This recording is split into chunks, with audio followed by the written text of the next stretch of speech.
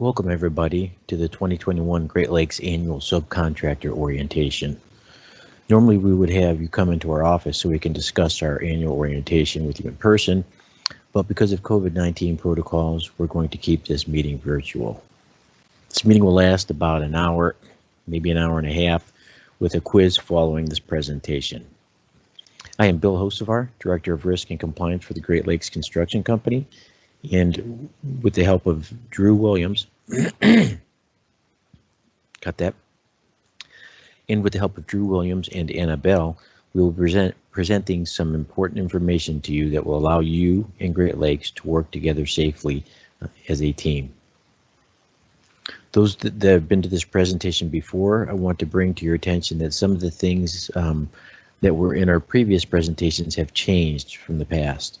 We will cover those changes, but it is important that we talk about those changes and that you relay those changes back to your office. So here's what we'll be covering today. For those new to Great Lakes, I'll tell you a little bit about Great Lakes and why we're here. We'll talk about regulatory updates that impact our industry as a whole, and then dive a little deeper into some Great Lakes initiatives and how that will impact you while working with us. We will review our site inspection procedures, as well as some site requirements for everybody that enters into a Great Lakes project. Lastly, we will talk a little bit about our quality control program called GLOSS, and then we'll end up with some of our corporate safety goals. For those who don't know about Great Lakes was created in 1948 when we started doing basement foundations. Since then, we've grown, we've become self-insured in the state of Ohio, and we are 100% employee owned. Around 2008, we underwent some transformational changes that really changed the way we approach safety on our projects. Those changes that we instituted led to changes both in our mission statement and our core values, making safety the first thought in our mission statement, as you see here, and our core value. We also incorporated 4 tenets that we used to grow our safety culture. These are the same tenets seen in the VPP program. It include management commitment and employee involvement, worksite analysis, hazard prevention and control, and safety and health training. These tenets were also incorporated into our safety triangle you see here on the left, where safety is one side of the triangle and quality is the other, which we will touch on here today. These tenets are actually part of your contractual agreement. Said another way, these are all part of Great Lakes safety culture we expect you to represent within your company while working for Great Lakes Construction. So that's a little bit about Great Lakes and our philosophy. We hold safety true, near and dear to our hearts, and we expect the same from you as well while working as a team member with Great Lakes. So let's talk a little bit about the program. This annual orientation that we're here for today is mandatory. You are contractually obligated to attend this meeting with both a safety professional and someone from your operations sector. These orientations expire on March 31st every year, regardless of whether you have a multi-year contract with Great Lakes or you've already been working with Great Lakes. You still need to attend this training session annually. Here's the reason why. One of the bigger changes is that you'll see in our program is that every subcontractor that works for Great Lakes Construction is required to get a permit to work. This is an internal process that we use to make sure that Great Lakes is dotting all of our I's and crossing all of our T's, and making sure that everybody meets the requirements needed to work for Great Lakes. A permit to work, for example, looks at your workers' compensation certificate, looks to see if your bonds are secured if they're needed. It looks to see if there's an executed contract, and it also looks to see if you've actually gone through this subcontractor orientation, completed the safety questionnaire, and passed the orientation quiz. Now, for you, the questionnaire was already emailed to you.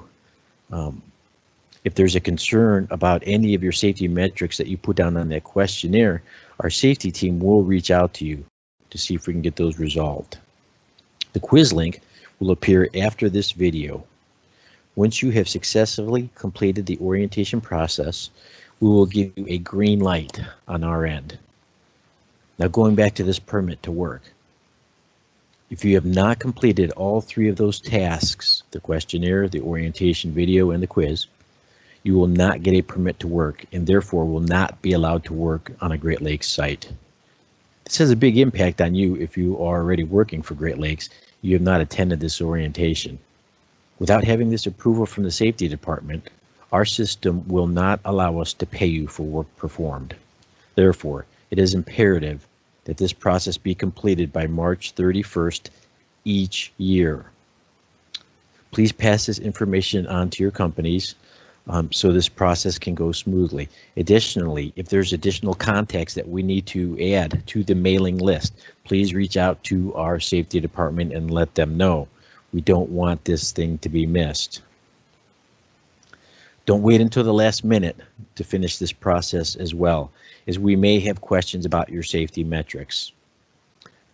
On a side note, this process was implemented because of our GLOS process, our ISO 9001 quality control process. It is a requirement for Great Lakes to do this as well as part of our quality control program. So to repeat myself one more time, I want to make it clear that everybody that even though you've been working for Great Lakes for us for some time or are new to completing this questionnaire, make sure you get it done by March 31st each and every year. We will send out automatic reminders at the beginning of March, reminding everybody to get this done in a timely fashion. And again, feel free to contact anybody from our safety team with any questions. So moving on with the program, I wanted to touch a little bit on what's going on in our industry with the regulatory oversight.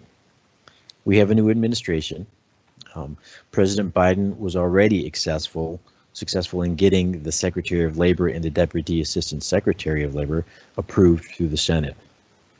Remember, with our last president, we really didn't have anybody overseeing OSHA.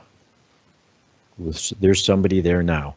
Both people that I mentioned with their labor background focuses on the well-being of employees, even to the extent where they feel that employers may need to step up their game to ensure employee protection. Or if they don't, employers should be disciplined accordingly. The next slide I'll show you confirms this philosophy.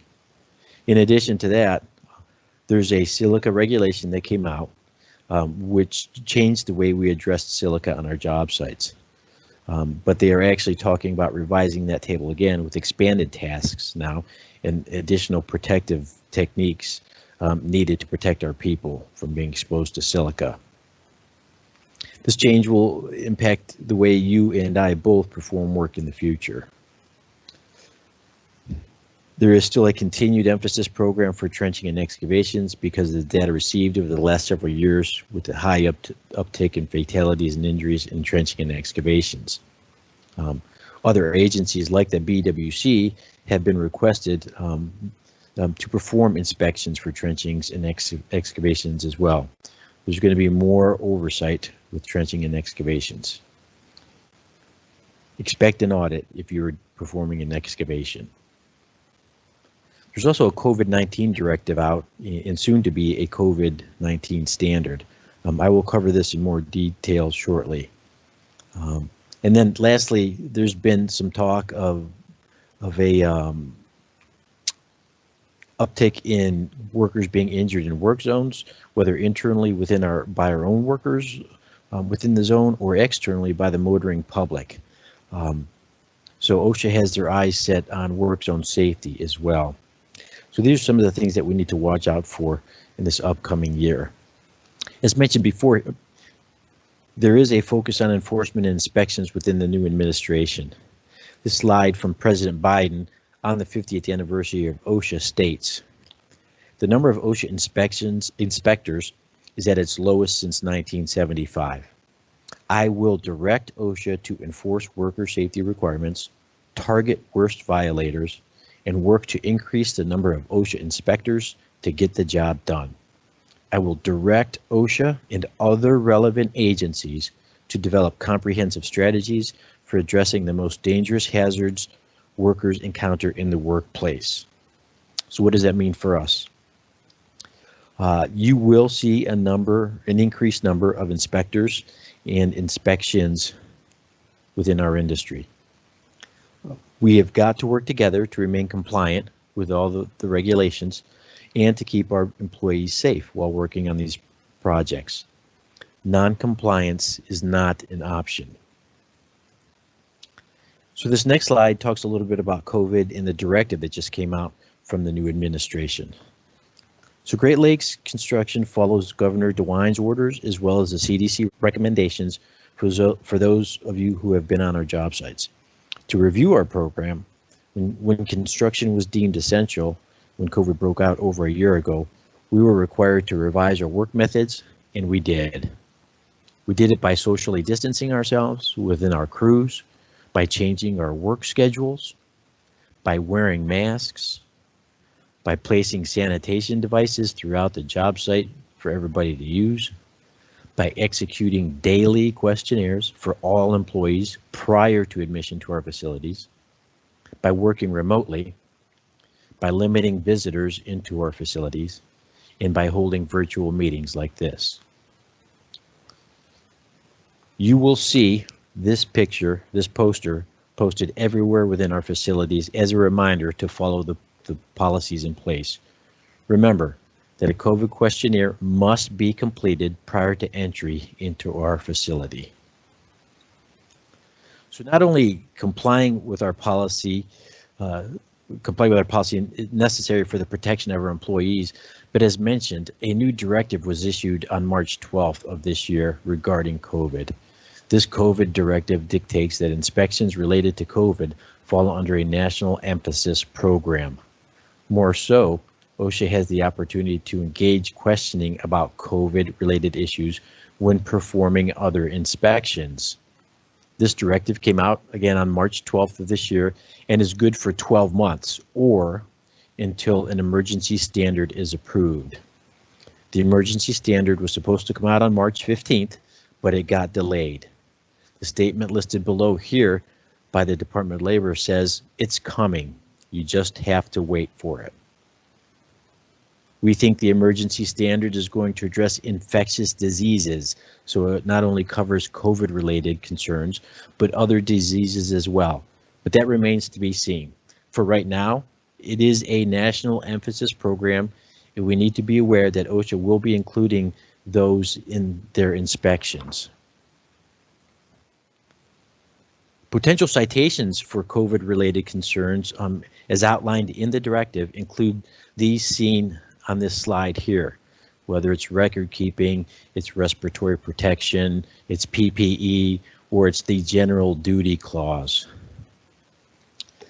Now, the good thing about the construction industry is that it was deemed as a not highly hazardous industry with respect to COVID. Rather, the general industry and healthcare industries were listed on the what they deem as the A list. Construction made the B list, or the list that is less likely to have a COVID breakout. While focus is on inspecting the A listers, being on the B list does not preclude you or me from being questioned about COVID from a regulatory official. Great Lakes will update you as soon as we hear something new about the new COVID standard. And if you would like a copy of our COVID policy, please contact anybody from our safety department.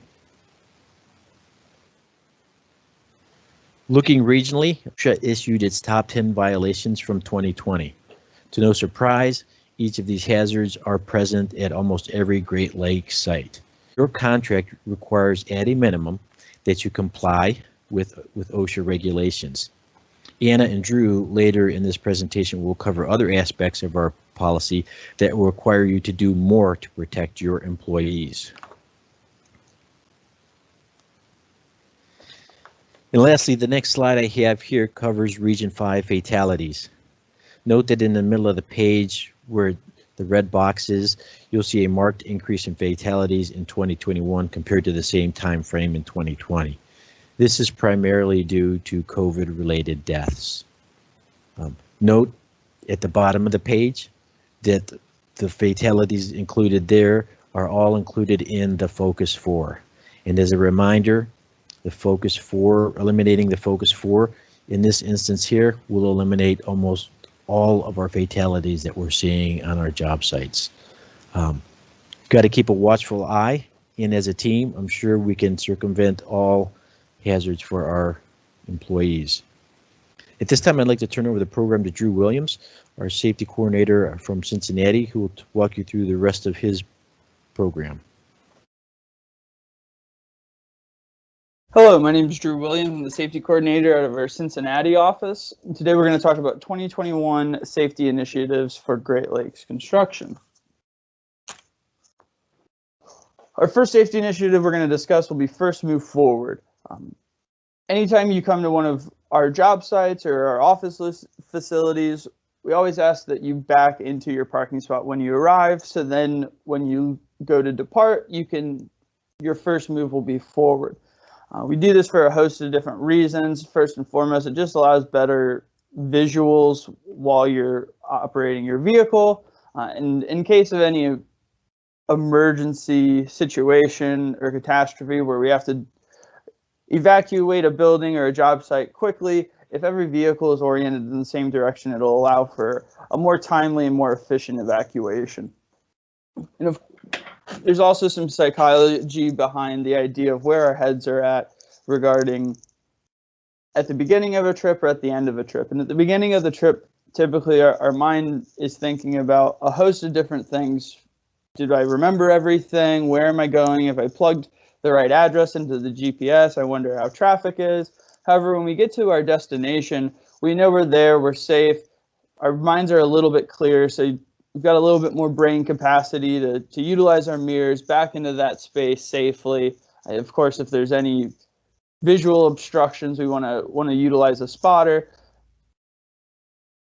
We always want to try and back into a spot so our first move is forward. Now, I understand that some of our jobs are tight on real estate, so we might not always be able to achieve this. However, anytime that we can back into a spot so our first move is forward, we'd appreciate if you do so. Next, we'll discuss our site-specific orientations. Our site-specific orientations will be done by the Great Lakes Construction Superintendent. That superintendent will review the site-specific hazards associated with the job. They're going to go over our life-saving rules, which we will discuss in a little bit here. We'll go over how everybody on a Great Lakes construction site has stop work authority, and we encourage people to utilize that authority when necessary. The superintendent will review the site-specific health and safety plan that was put together by GLC Safety Department. Any site-specific or owner-specific requirements will be gone over at this time. Review our pre-task analysis for the day. So an expectation can be set of what we want our subs to be capturing on their task assessment for risk on a daily basis. And the superintendent may walk the full site down that pertains to that individual scope of work and further discuss the hazards associated with that scope of work and what can be anticipated on the job site. Pre-task analysis. PTAs is what we refer to them here at Great Lakes as. Some contractors utilize JSAs, JHAs. They come under a host of different acronyms and names. However, we just want crews to be meeting up prior to the start of work, discussing and documenting what the scope of work will be for that day, what hazards are going to be associated with that, and how are we going to protect our employees and on the job site from those hazards so they don't get hurt. This document, of course, is living. No one will be surprised that as day-to-day operations or hour-to-hour operations go on in construction, they change, whether that's based upon weather or access or schedule. So anytime scope of work changes for that day, we need to amend and update our pre-task analysis or JSA. So it reflects what work is being done, capture what hazards the employees will be exposed to, and how we're going to protect our workers from those hazards. When we meet prior to work each day to discuss this and fill this documentation out, we want to involve the entire crew.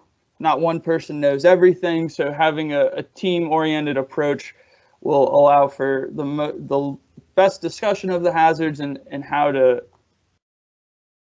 protect the employees from said hazards. Here's an example of what our pre-task analysis form looks like. If your employer does not have a form similar to this, that it achieves the same end goal of identifying scope of work, identifying the risk associated with that work, and how we're going to eliminate or manage the risk. If you'd like a copy of this to utilize on our job sites, we're more than happy to provide that to you. Feel free to reach out to anyone on the GLC Safety Department, and we will get that over to you. Life-saving rules or golden rules. Great Lakes has identified 4 work activities with a high amount of risk that if we don't follow the correct safety procedures or standard operating procedures, there's a high likelihood that someone could end up not going home that day or have their life significantly changed. So these 4 items do carry a pretty high disciplinary penalty. And we'll go into each one of those in this video.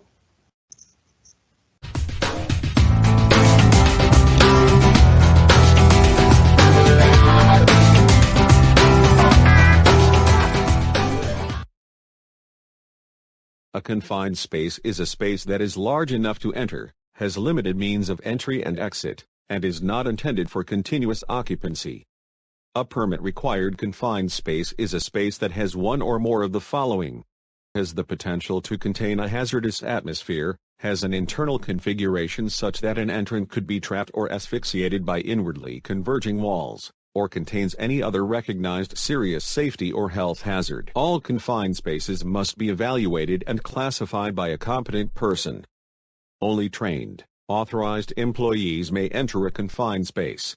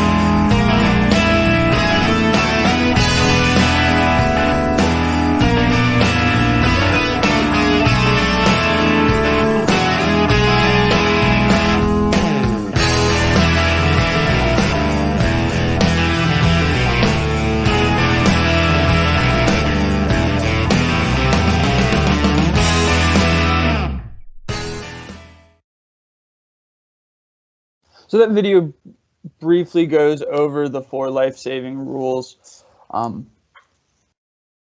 Any violation of not following safety rules regarding confined space, fall protection, or excavation will carry a 3-day suspension without pay. The second violation will result in termination. In the utility strikes, the first violation will be 1 day off without pay and retraining. And the reason for these high disciplinary penalties is once again due to the high amount of risk associated with these tasks, as well as the high likelihood of fatality or incident. Moving forward, we're going to discuss GLC site requirements. We did talk already about site-specific orientation. The GLC site superintendent will run point on this. Please have all employees or visitors new to a site to report first thing to the Great Lakes Construction Field Office or Connex box, so we can further direct people where they're going and we don't have anyone out on site turned around or lost.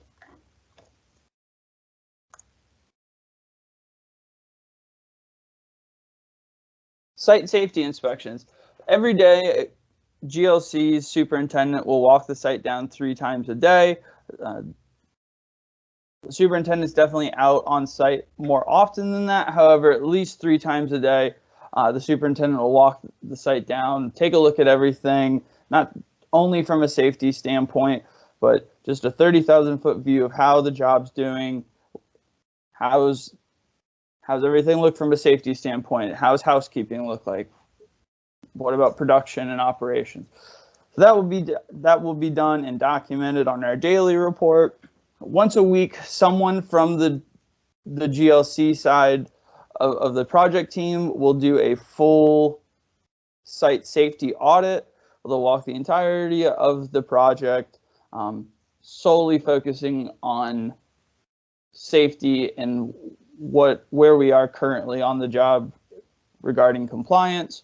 If the superintendent finds the superintendent or anyone from the project team while doing that walk down, they might stop and discuss any deficiencies and ask you to correct them. We just ask that you do that in a timely manner.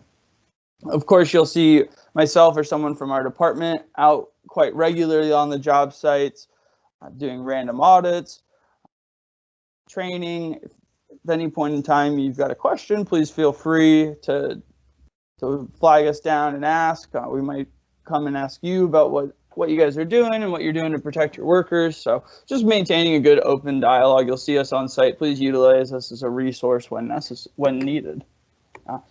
And finally, of course, we want to make sure that our equipment is operational and in good, safe working order. So anytime we're about to utilize a piece of equipment, prior to starting that up, we want to walk that piece of equipment down, check oils, other fluid levels, other mechanical aspects to make sure that that piece of equipment is going to function properly and safely.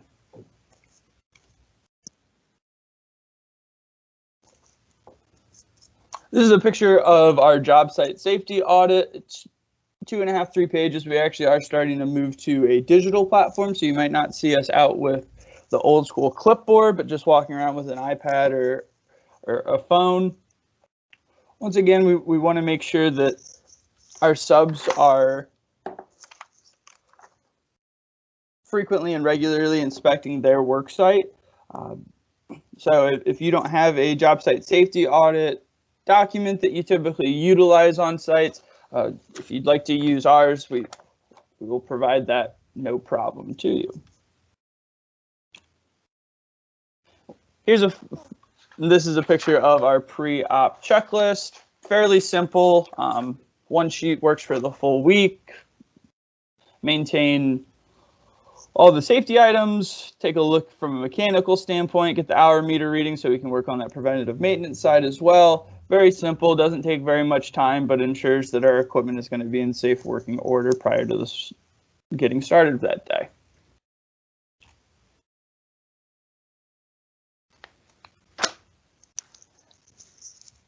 If someone from a regulatory body, such as OSHA or EPA, or any other visitor for that matter, does arrive on site and approaches a subcontractor first, I just briefly wanted to discuss what the expectation and what the procedure would be if that were to happen. So if any visitor, OSHA, EPA, comes out on site, please first ask for their credentials. They're used to this. It's not being rude. They'll show you their credentials. And then at that point, please notify the GLC superintendent immediately. Our superintendent will contact the safety department, and please wait for direction from GLC to allow entry. Do not proceed until GLC has directed you to do so. And with that, I'm going to pass it on to Annabelle. Thank you. And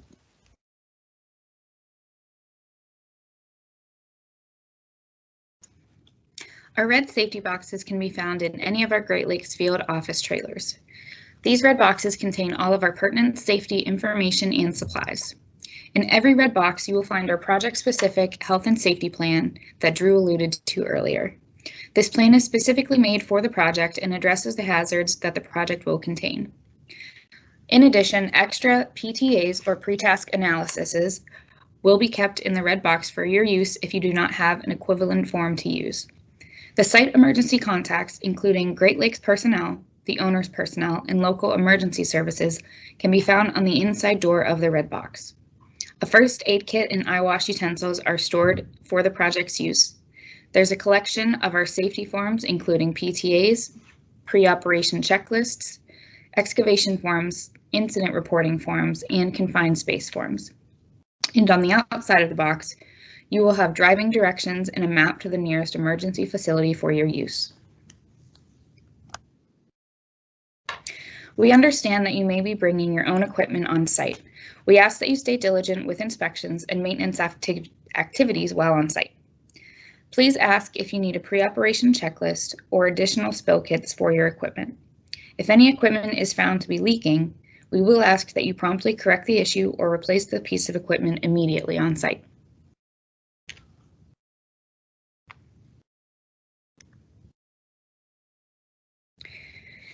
If you do spill, please let a GLC supervisor know immediately, not only for the safety of our employees, but yours as well and the owner's representatives. In the event a GLC supervisor cannot be reached, please call the safety department at 330-220-3900. Additional spill kits are located in our Connex boxes, field offices, and all of our equipment.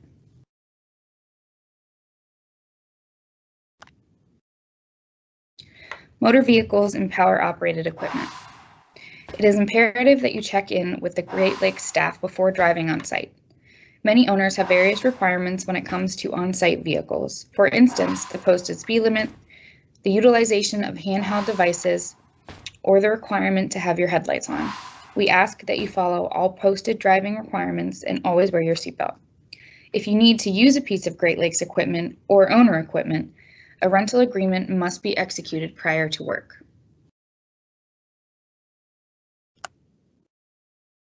Hazard communication, or GHS.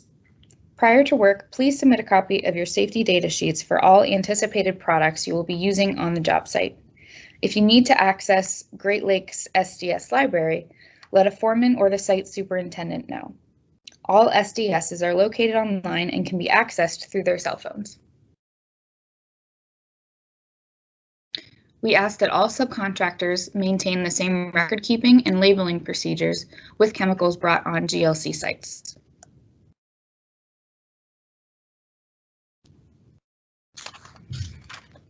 As experts in your field, you are hired to perform a specific job a specific way.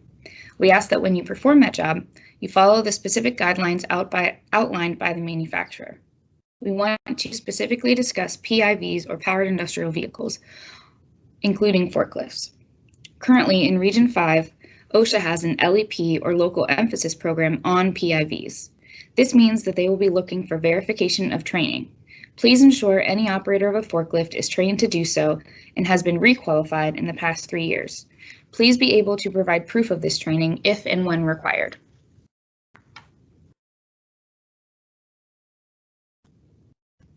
Housekeeping.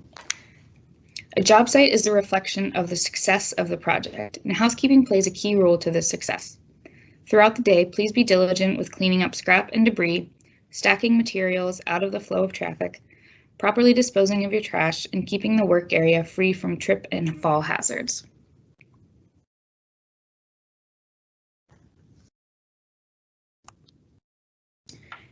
Incident reporting. No matter how insignificant you believe the incident to be, all incidences must be reported to the Great Lakes Supervision Team. This protects the worker and the companies involved. In addition, any near misses that occur on the project should be also documented to discuss as lessons learned in future meetings. If an incident does occur, the subcontractor has 24 hours to report it to a member of the GLC Supervision Team. If you do not have an incident report that you use in-house, please let one of the Great Lakes Supervision Team know, and they can provide you with an incident report.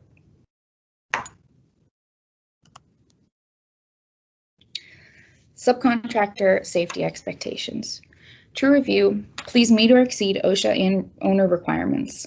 Follow all provisions and requirements laid out in the subcontractor agreement, including performing PTAs on a daily basis and frequent job site audits.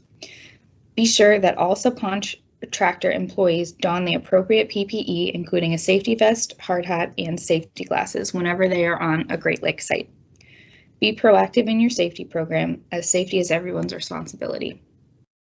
Great Lakes will hold all subcontractors accountable for the agreed upon provisions of the subcontract. Failure to follow the outlined procedures could result in warnings, fines, and removal from the job site.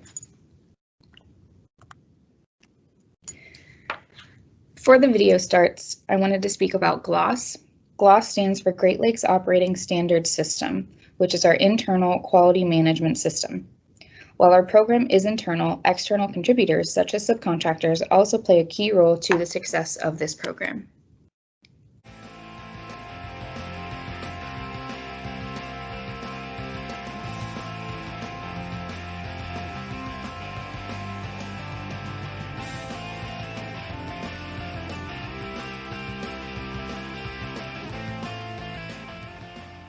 Great Lakes Construction has 3 quality objectives, including meeting or exceeding our customers' expectations, meeting or exceeding our safety, quality, and efficiency goals, and providing a favorable return on the investment of our employee owners.